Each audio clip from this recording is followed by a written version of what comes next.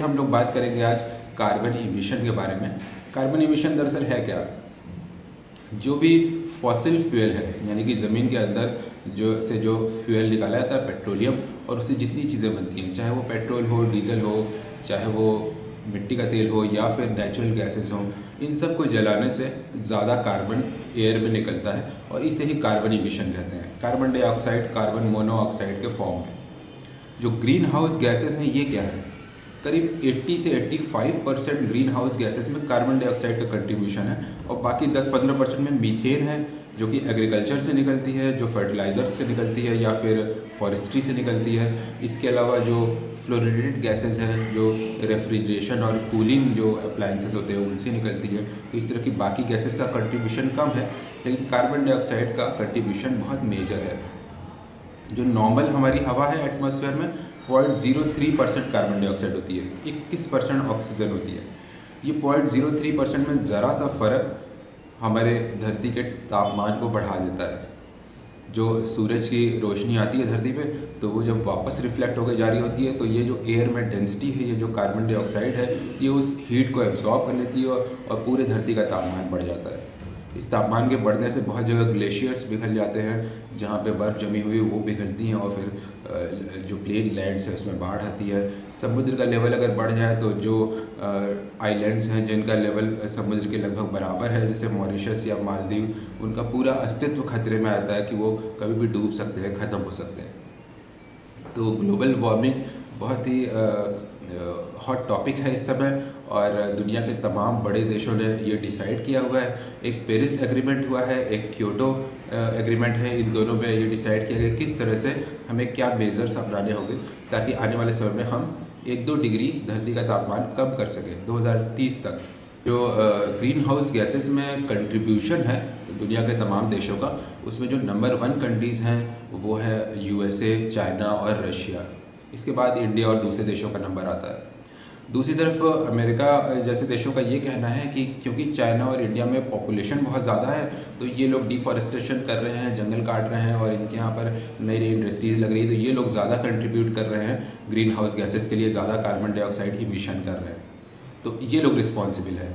दूसरी तरफ इंडिया का ये कहना है कि जो डेवलपिंग कंट्रीज़ हैं, USA, कनाडा और यूरोपियन कंट्रीज़, ये दरअसल पर कैपिटा इमिशन ज़्यादा कर रही है, यानी इनके यहाँ लोग कम हैं लेकिन ये प्रति व्यक्ति करीब 10 गुना ज़्यादा एनर्जी कंज्यूम कर रहे हैं और कार्बन डाइऑक्साइड प्रोड्यूस कर रहे हैं, तो ये लोग रिस्पॉन्सिबल हैं।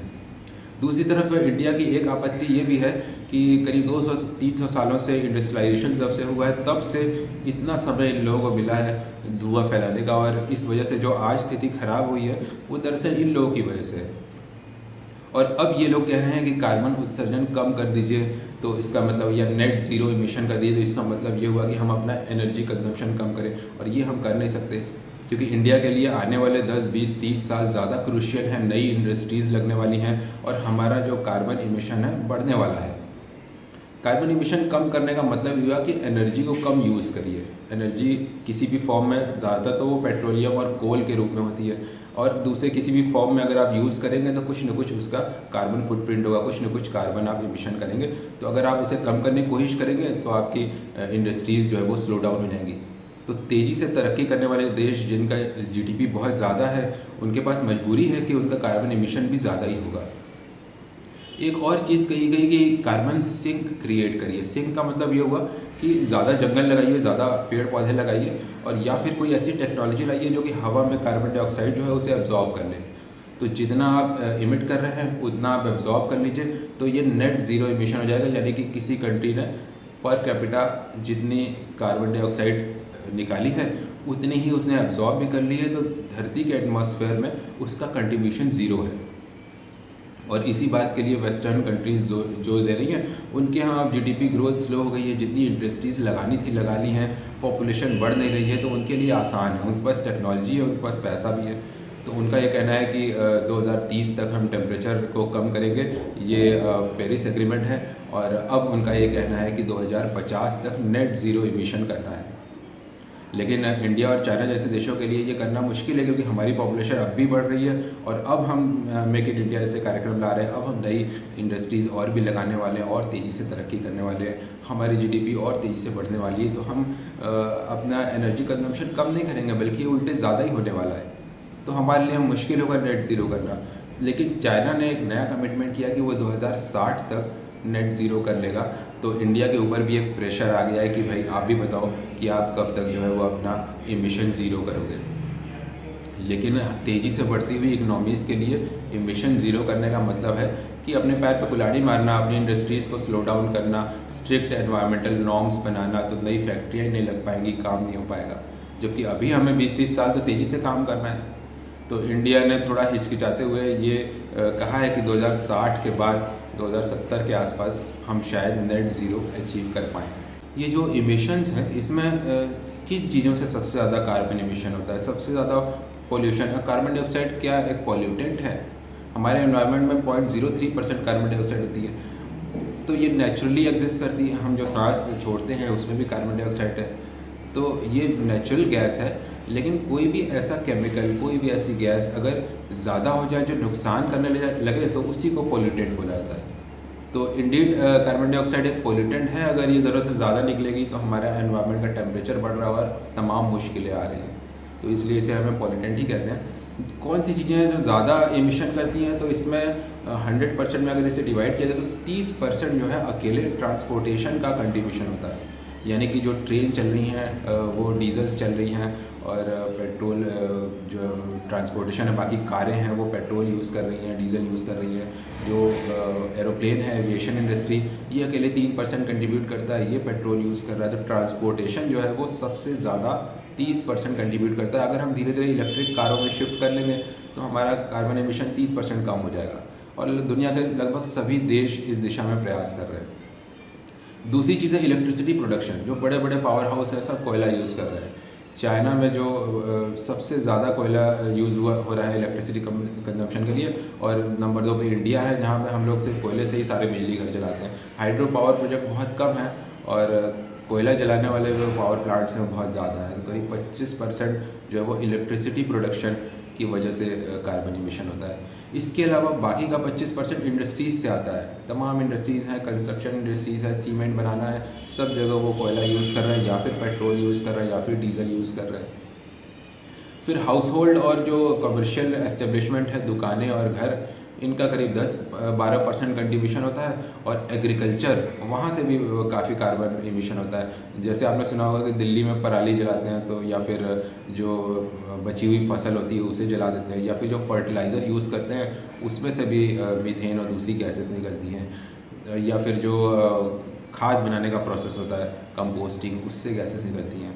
फॉरेस्ट्री से भी 10% जो है वो कंट्रीब्यूशन होता है। जंगल है, कहीं जंगल में आग लग गई है, वो अकेले बहुत सारा कार्बन एमिशन कर देता है। तो ये सारे वो फैक्टर्स हैं। इनमें से सबसे ज़्यादा है ट्रांसपोर्ट और इलेक्ट्रिसिटी प्रोडक्शन, और तीसरा है इंडस्ट्रीज़। ये सब मिलकर के 75% कंट्रीब्यूशन करते हैं कार्बन एमिशन के लिए। और हमारे यहाँ इंडस्ट्रीज़ नई लगने वाली हैं, हम नए पावर प्लांट बनाने वाले हैं, हमारे पास बिजली के जो पावर हाउसेस है वो ऑलरेडी कम है, हम ये भी बढ़ाने वाले हैं। तो इसका मतलब है कि आने वाले समय में हमारे यहाँ से कार्बन एमिशन बढ़ना ही है। इसीलिए इंडिया की ये आपत्ति है कि ये जो नए नए प्लान्स आ रहे हैं कि आप नेट ज़ीरो कर लीजिए वगैरह, इस पर ना स्टिक करके जो पहला पेरिस एग्रीमेंट था उसी को फॉलो किया जाए, धीरे धीरे स्टेप बाय स्टेप आगे बढ़ा जाए कि कैसे ग्लोबल वार्मिंग को कम किया जाए। और एक बड़ा यूनिक कार्बन एमिशन का स्रोत है, वो है क्रिप्टो करेंसी, बिटकॉइंस। और ये कैसे? बिटकॉइन दरअसल एक तरह की करेंसी है जो कि कंप्यूटिंग के ज़रिए क्रिएट की जाती है, और जो लोग इसे क्रिएट करते हैं उन्हें माइनर्स बोलते हैं। तो इसका मतलब ये हुआ कि कहीं कोई माइनर बैठा हुआ है जिसके पास एक बहुत बड़ा हार्डवेयर सिस्टम है, कंप्यूटर का एक बहुत स्ट्रॉन्ग सीपीयू है जो एक बहुत ही कॉम्प्लेक्स कैलकुलेशन कर रहा है, और इस कैलकुलेशन के बाद एक वो यूनिक कोड ब्लॉक क्रिएट करता है, और इस ब्लॉक को वो वेरीफायर के पास भेजता है जो उसे वेरीफाई करता है कि हाँ ये यूनिक है, और इस तरह से एक बिटकॉइन जनरेट होता है। इस प्रोसेस में कंप्यूटर्स बहुत ज़्यादा एनर्जी खर्च करते हैं। तो ये एनर्जी चाइना में स्पेशली, ये एनर्जी सारी की सारी कोल से आती है, दुनिया में तमाम जगह माइनर्स अब ऐसी जगह पे जा रहे हैं जहाँ ग्रीन एनर्जी हो, जैसे कि रशिया में ऊपर साइबेरिया के इलाकों में, या फिर नॉर्थ अमेरिका में, एक्सट्रीम नॉर्थ में, क्योंकि इन्हें कंप्यूटर सिस्टम्स को कूलिंग भी करना होता है। तो वो कूलिंग में जो फ्लोरेटेड गैसेस निकलती हैं उससे बचने के लिए, अगर आप नॉर्थ पोल के पास हैं तो वो आर्कटिक एयर है जो आपके सिस्टम को कूल करेगी फ्री में। और जो रिसोर्सेज हैं वो या तो विंड एनर्जी है जो कि ग्रीन एनर्जी है, या फिर कुछ इस तरह की एनर्जी आप यूज़ करें जो कि ग्रीन एनर्जी हो, और आपके जो एक्सपेंसेस हों बिटकॉइन जनरेट करने में वो भी कम हो। तो अकेले बिटकॉइन बहुत ज़्यादा एनर्जी कंज्यूमिंग इंडस्ट्री है, और इनके जो कंजम्पशन है मेगावाट में, हम लोग के यहाँ पावर हाउस होते हैं, इनके कंजम्पशन टेरावाट्स में होते हैं, और इनको बहुत ज़्यादा कूलिंग वाला सिस्टम की भी ज़रूरत होती है, बहुत हैवी प्रोसेसर्स चाहिए होते हैं। तो ये एक नया ग्लोबल वार्मिंग का इशू है कि एक नई इंडस्ट्री डेवलप हो रही है, और ये और तेज़ी से आगे बढ़ने वाली है और ज़्यादा कार्बन एमिशन करने वाली है। तो आज हमने कार्बन एमिशन के बारे में शॉर्ट में समझा कि कौन सी गैसेज होती है। कार्बन डाइऑक्साइड है अकेले 80%। कौन से देश हैं जो ये करते हैं, यूएसए और चाइना है अकेले सब कुछ जो ये कर रहे हैं पोल्यूशन। और कौन से वो चीज़ें हैं जिससे होता है, तो ट्रांसपोर्टेशन और इलेक्ट्रिसिटी प्रोडक्शन, अकेले वो दो चीज़ें हैं जो 50% से ज़्यादा ये पोल्यूशन फैला रही हैं। इंटरनेशनल ट्रीटीज़ इंडिया ने साइन की हैं, तमाम दूसरे बड़े देशों ने भी साइन की है। तो इंडियन गवर्नमेंट की और तमाम देशों की अब ये मजबूरी है कि उन्हें धीरे धीरे हर उस पॉइंट को आइडेंटिफाई करना होगा जहाँ से पोल्यूशन हो रहा है, और उसे कैसे रोकना है, इसके मेजर्स करने होंगे। इसका आम जनता के लिए बड़ा फ़ायदा है।